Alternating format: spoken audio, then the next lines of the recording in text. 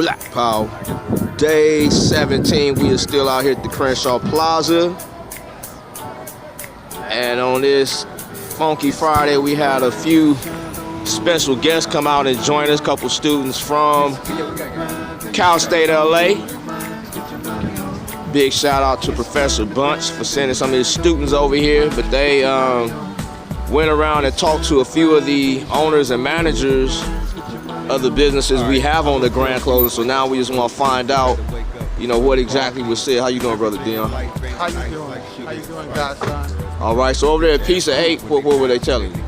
Well, at Pizza 8, Lopez, Isabella Lopez, and myself, we went and basically had a dialogue with the owner. We found out that it's a family-owned business and that they came across as though that they weren't against diversity, that they had a vested interest in the community, but we actually uncovered through our discussion with them that their interpretation, their definition of diversity wasn't exactly the interpretation of inclusivity. So we found from dealing with them that education for a lot of the business owners and just making sure that they understand what diversity is the first thing that he's just done. But the second thing we noticed is a lot of these employers said that they didn't need any more help, they were doing bad, they had a few employees, and that one of them said he was probably going to be going out of business soon, and that was Pizza 8. And they were also saying that Pizza 8 said he had a family-owned business, and it was all people in his family that worked there, so the diversity was none, although he said that he supported diversity. What about Vance Nails? What were they? Well, Vance Nails, it was a different situation.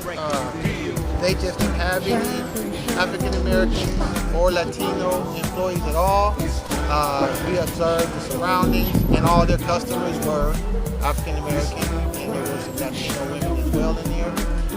But the business owner was welcoming, and she didn't have time to speak with us in detail today, but she did say she was willing to speak with us and gave us the time and to set up to have an appointment. As a matter of fact, she gave us the time that she would be available, and that would be early next week.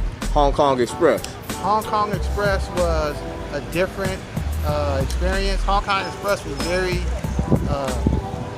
they just avoided us. They welcomed us at first, and when they saw who we were, they spoke to us. The woman spoke to us in English, and once she saw, I guess, what we were asking questions about diversity and employees, she suddenly, it was interesting, she didn't speak English anymore. She said, I don't understand, I don't speak.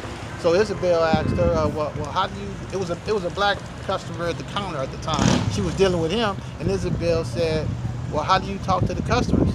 She said, huh? I don't understand, I don't know. I only talk about food.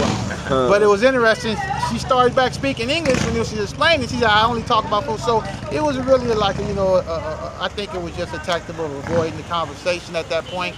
And I didn't think that she was interested the way that we waited and the way that she ignored us after that, so we left. I don't think she was interested in the topic of diversity or hiring anybody.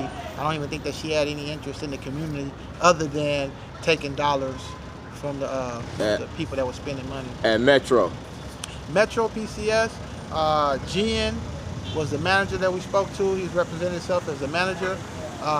He spoke to diversity, but he had a little bit off definition of diversity. So after, you know, we made a clarification, diversity was about inclusivity. He seemed like he got the message a little bit more, and he also said that part of the reason that he doesn't hire specifically African Americans because he thought that was wrong, he thought that was illegal, he thought that just hiring somebody because of their race was wrong. And I had to let him know that when there's legislation like, you know, affirmative action, you know, that's not illegal to make sure that your diversity count represents everybody, you know, different ethnicities. And so then he kind of got it, but he did say that he'll be hiring in February, and that if someone would, you know, bring him some resumes, he would gladly look over them. And I guess he was more in a defensive stance as far as, you know, feeling pressured to be made to do something that he didn't feel that he had to do, and he probably really didn't understand the greater good, how it affects the community. So I think he also needs a little bit more to be reached out to, be educated. Education. And I think that all of these business proprietors around here, if they get educated a little bit more, they might show a little bit more willingness to deal with the community in a more inclusive way. Most definitely, we thank y'all for coming out. Let me just And ask all of you a y'all, question right quick. all of y'all that's watching, you know, come on out and join us. We do appreciate it. Black Power.